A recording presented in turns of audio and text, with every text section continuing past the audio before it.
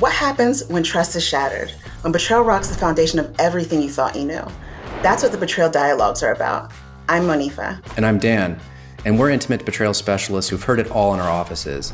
The rage, the guilt, the desperate need to be understood. And we're about to take you behind closed doors into the conversations that happen when a relationship is torn apart by sexual betrayal. And in each episode, we don't just talk about betrayal, we live it. We feel it. We role play the raw, unfiltered dialogues between the betrayer and the partner. I'll play the role of the partner. And I'll be playing the role of the betrayer. And after our heated role play, we will break down the dialogue with real tools, real strategies, and a real hope for healing. Because we know that healing isn't pretty. But it is possible. So grab your headphones, take a deep breath, and prepare to dive deep into the aftermath of betrayal.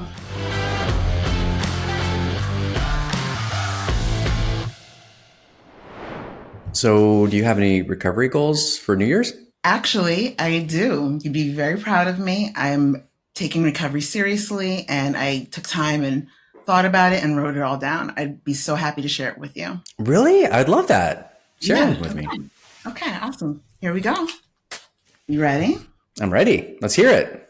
All right. Looks like you did a lot. I did. I wanted you to just know that I'm serious. All right. So I'm going to an extra meeting every week. So I also am going to force myself to make calls and fellowship with others.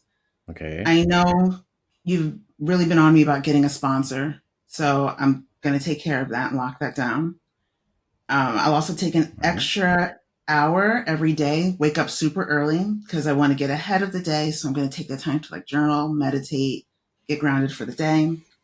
Every day? Every day. Because, recovery is every day. There's no days off. So I want to make sure I'm grounded for every day. Then after work, to decompress, I'm going to do something to move my body. Not sure what yet, but I'm going to go for a walk or run, maybe go to the gym, but just something to get that stress out so I'm not bringing it into the house. All of those things alone? Every day? Yeah. I don't want to, I'm coming right out of work. I don't want to put that on you.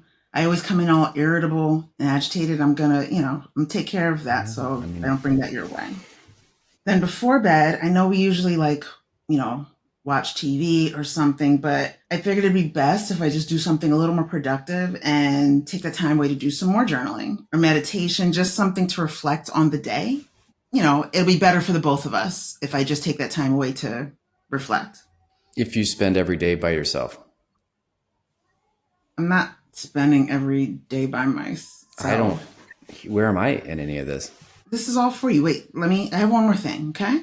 Okay, Let me sure. just finish, all right? So on Sundays, the kids get super rowdy because, it's the last day of the weekend.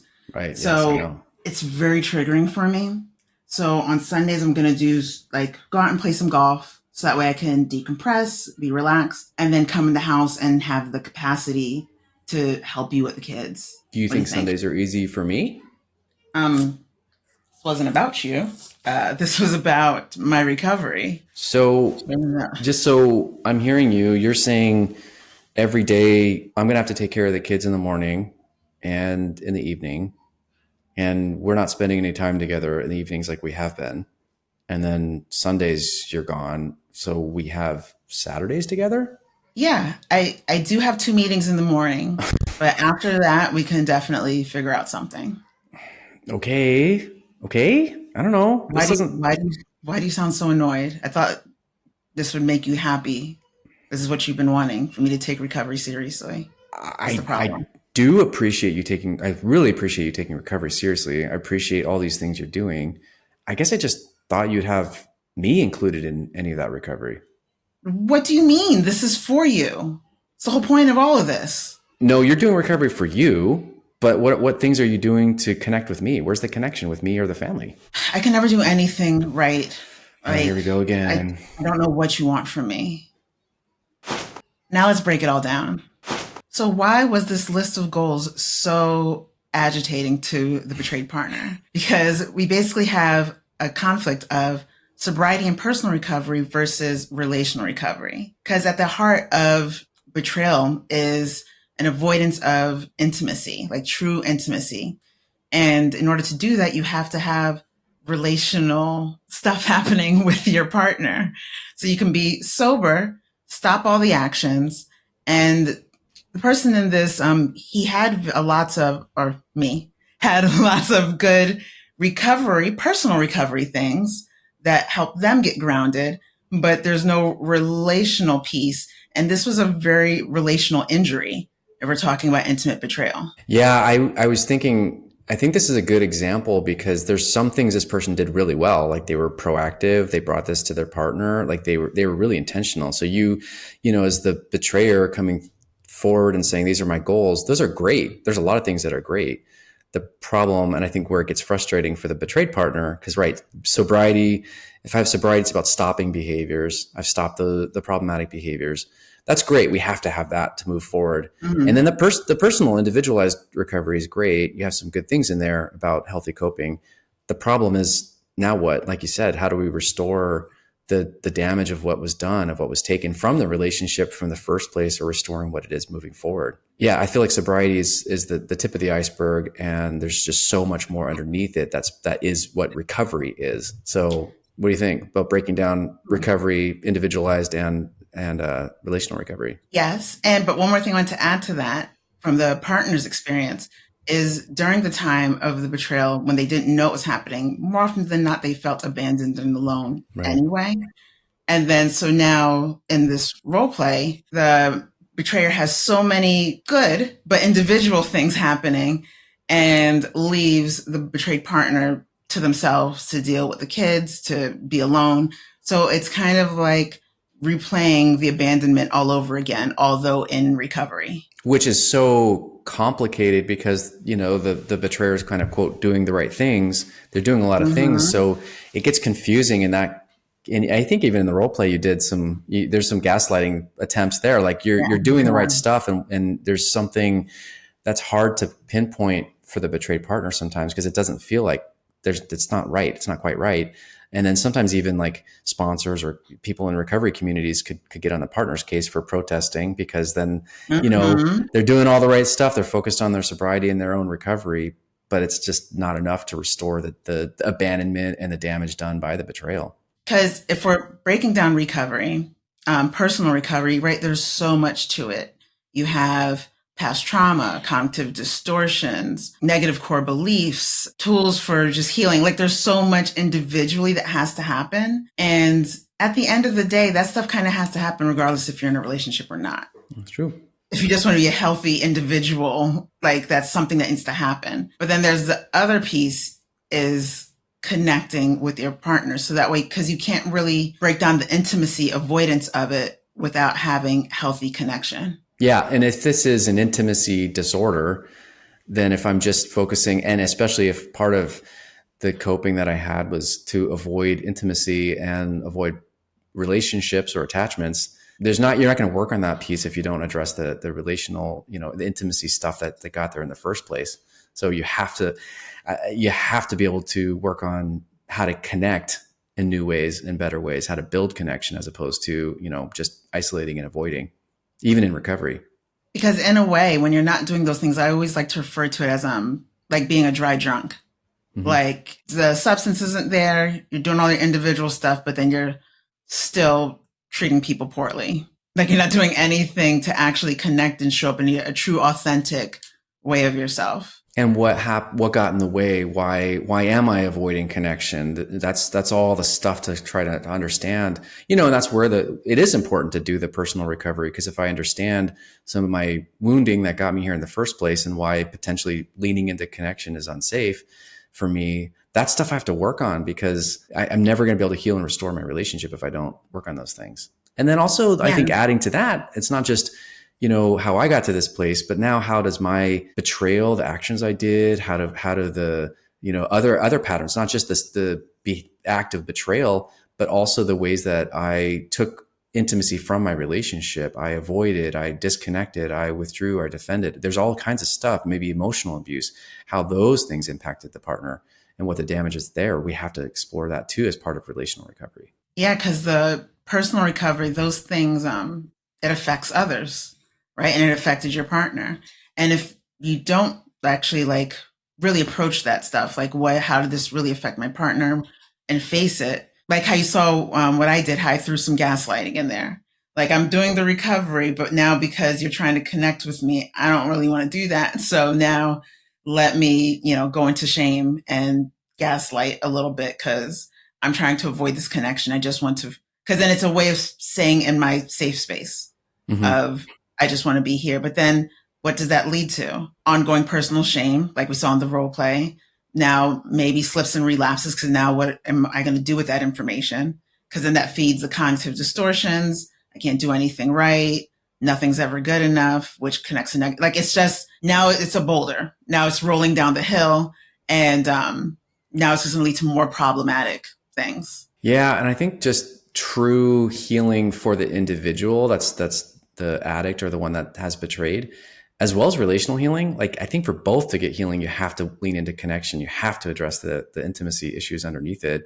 Otherwise, like you said, not only with a relationship and the partner not heal and not thrive, but I actually think it's going to have damaging effect on the person trying to recover too, because they're ultimately, going to just perpetuate the same pattern probably again, because they're not actually dealing with the problems that got them there in the first place, and how to deal with, human connection in a better way. So this is why it's important that you have to have like a holistic recovery plan, because in groups are excellent, but many times the partner's left out of that. Even if you're looking at circle plans, their circle plans might look a lot more limited or individualistic, like you mentioned before, than they would like if you were working on it in couples therapy or in therapy where you have your partner being a part of it. Like you have to be in treatment, you have to be hitting all these points, which I know is a lot of work, but this whole thing is a lot. Like there's no way around that. So it just suck it up. It's a lot. And you don't have to do it all at once. But even in that list of items, if there was one thing that was, we're going to de-stress, we're going to send the kids to the neighbor's house and let's go take a walk or something. Like if there was just one item of intention that would have told the partner, okay, I'm included. I think that's a really good point, because it doesn't have to be all relational. Some of those things can be really helpful. Maybe you still need, maybe you do need time alone to connect and recharge. That's understandable, but it shouldn't be at the expense of your relationship or family. And yeah, I think if you included, even one of those things, it would have been a different experience. But if an intentional focus, like how we're going to reconnect in a new way, I think is important, because all those things, I think one thing this person, as you in the role play did well, again, you were proactive, you initiated, you shared it. That's good stuff. Like setting an intention, coming up with those things, but you have to have relational components, because all these things, golfing, alone time, everything was taking away from family. And if everything's taking away, it's not going to actually help heal and restore again. And we're actually kind of creating something new. Yeah. Because what we thought it wasn't. The betrayer wasn't showing up authentically, and what the partner thought it wasn't. So we have to learn this whole new way of connecting with each other, and that takes intentionality. Yeah, and it's also, what was the problem prior to the discovery? What areas of disconnection were there? I think we have to start to rebuild.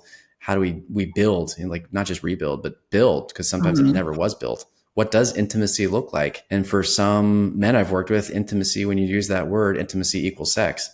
Well, we have to address so many other things than sex. It has to be about, emotional connection, relational connection, non-sexual physical connection, spiritual connection. There's all kinds of things that we're going to try to rebuild and restore back in the relationship. And if you're having intimacy challenge, like an intimacy disorder, it kind of doesn't make sense that you'd be truly intimate in this one area of sex, but then not intimate anywhere else. That's a good point. That's, like maybe you're not really having the intimacy that you think that you're having. Right. And the thing is, I know we mention a lot rebuilding, but if we're being honest, you're actually building connection, because nobody is really playing from a place of intimacy. And I'm choosing my words wisely, because two different experiences we're talking about, right? The betrayer, having intimacy avoidance, they're not really showing up as themselves. There's gaslighting behavior, cognitive distortions, there's lying, all sorts of stuff happening. But because all that's happening, it kind of warps the reality of the betrayed partner. So the betrayed partner is showing up authentically, but their authenticity is being manipulated. Does that make sense? Yeah, and for sure. And I think most of us, I don't think anyone gets into a relationship assuming they're going to be gaslit or deceived, or that the reality of who, what's happening in the relationship or who they're with is different than what's actually happening. So, I mean, I see this. I think part of the problem is in the building intimacy, building connection. We can't go back to what there was, because there is no going back, because what was there was full of inauthenticity and lies and deceptions, and it wasn't true, authentic intimacy. So I think the building, like you said, when the betrayer is gaslighting, deceiving, doing all these things and creating a certain reality, the partner shows up to that reality. But in some ways, like, things get confusing. And, if you're actively being gaslit, sometimes you start to question your own reality. And then over time, things that you would have maybe never even have accepted, and if it were all at once, like some of these things, you start to doubt your own intuition and your reality, and you maybe don't, because you're afraid, now you're walking on eggshells because you know how irritable the betrayer can get, or you kind of learn these coping strategies, how to kind of navigate the relationship in a certain way. So nobody's really showing up authentically in that relationship. It's not true intimacy. And with learning how to fit into this relationship, the betrayed partner ends up making themselves smaller. Yeah. And, so it's almost an inability to really show up as your true self, because it was very incremental. The analogy of the frog in boiling water, like they don't realize it's like slow boiling water, so they don't jump out, because by the time ready to jump out, it's already boiling, like you're being cooked already.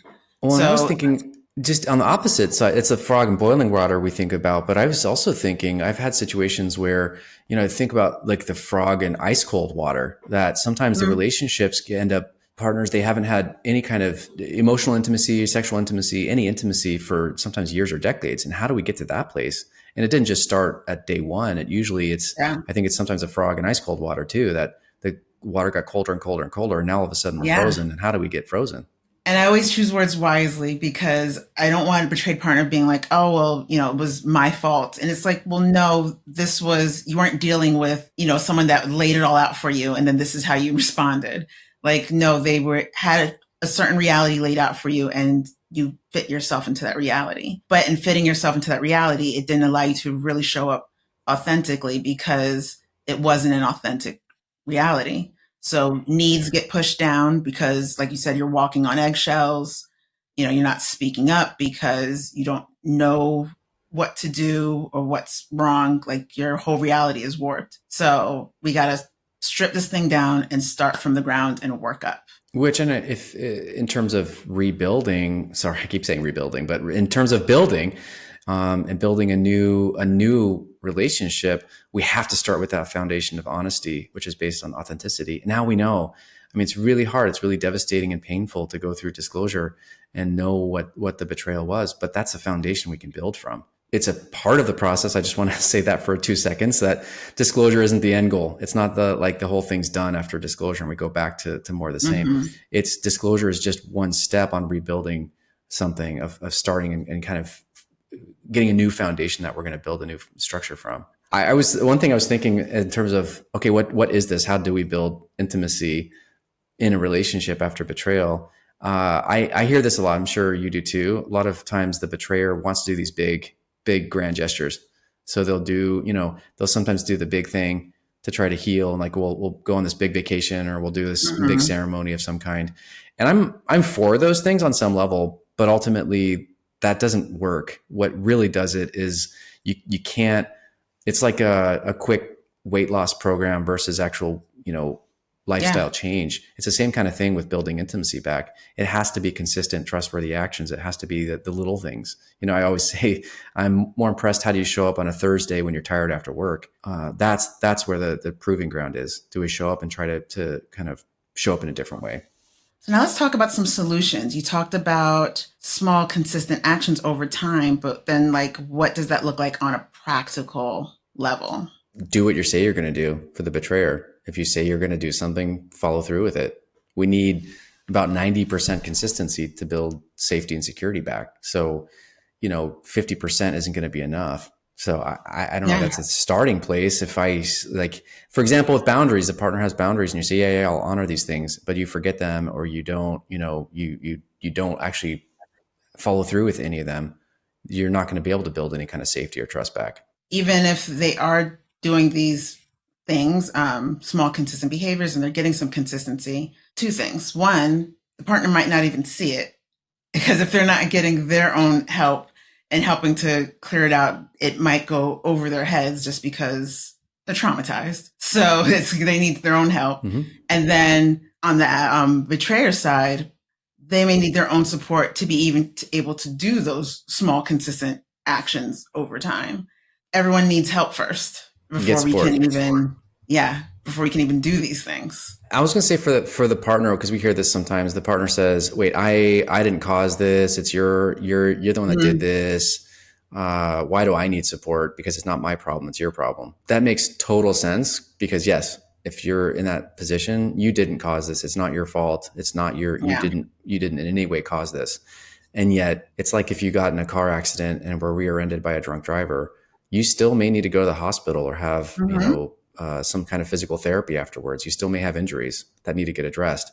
And we want to say that's not fair. So there is an injustice, but you still may need healing. You still may need follow-up. So I completely agree. I think both of you guys need support. With that being said, because there's sometimes some resistance of this is not my problem, then it goes into it is a couple's problem, but there is a thing as rushing into couples treatment too quickly. Because I personally, and this is not a law or how things are supposed or have to be done, this is just my own personal thing in working with couples.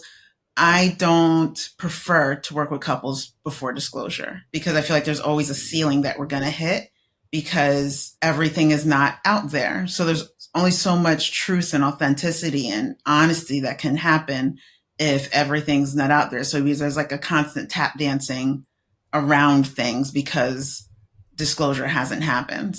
Yeah. And I think that's really important. And getting guidance through the disclosure process, I think, is really important too. And maybe what early couples work looks like, but getting support. I think if this is an intimacy issue, disorder, then there's all kinds of stuff that led to this. So getting couple support post-disclosure, sometimes even if it's not couples therapy, at the very least, it's helping. How do we build boundaries? How do we build consistency back? Maybe there's more support, understanding, building security and safety.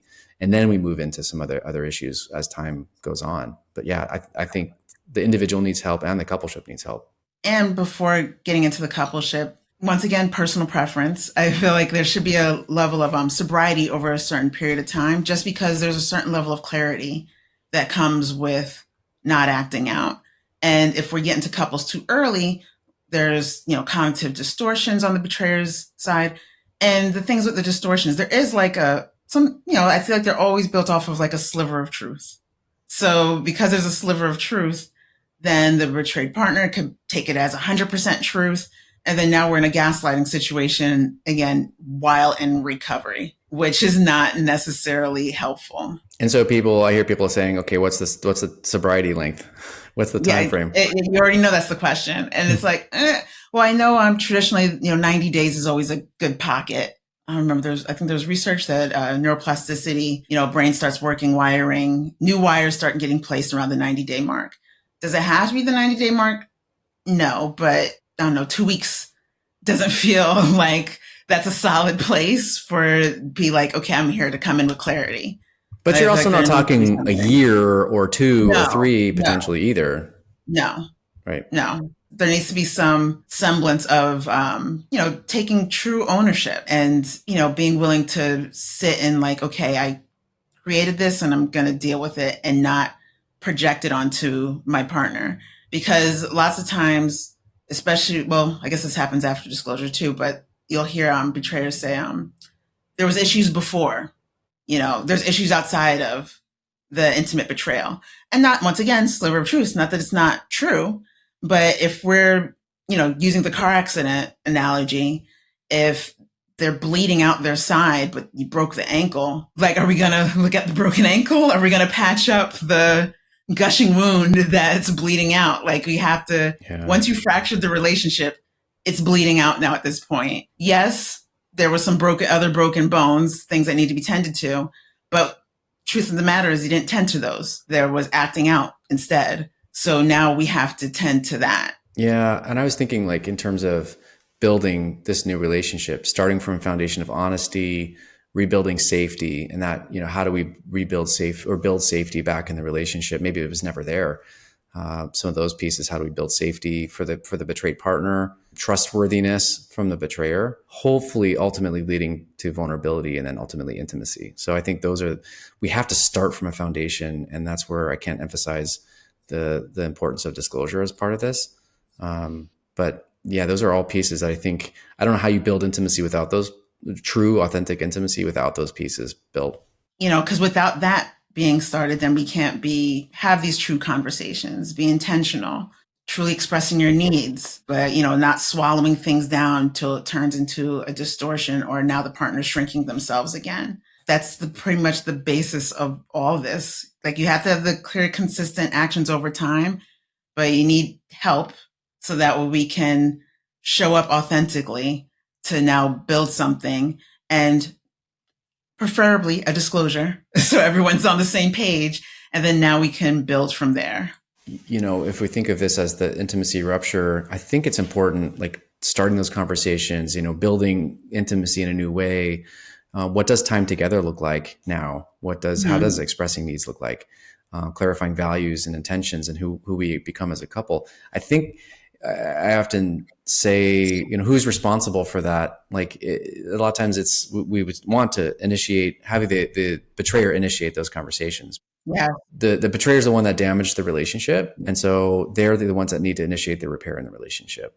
It may feel lopsided for a bit, but that's so important because, if you've done those actions that have betrayed your partner, you've taken intimacy from your relationship. Now it's time to restore those, and you need to be the one to repair and initiate that repair. No, absolutely. That's such a good point, especially because lots of times the partner, many times they feel like they were doing everything and abandoned and everything was on them. So now if they're the ones that have to start the conversations and they're not the ones that fractured the relationship in the first place, like it kind of adds to the whole injustice of all of it.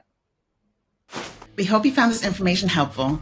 And if you would like to know more or connect about what we just discussed, I coach couples in helping them build true connection. And if you want to know more about what I do, you can find my information in the description below. And if you're just beginning your recovery journey, and disclosure might be part of how you can build your foundation of honesty, I coach individuals and couples for the disclosure process. You can also find my info below too. And as always, make sure you like, subscribe, and ring that notification bell. And remember to embrace your healing journey. Every step forward brings a new hope for tomorrow. See you next time.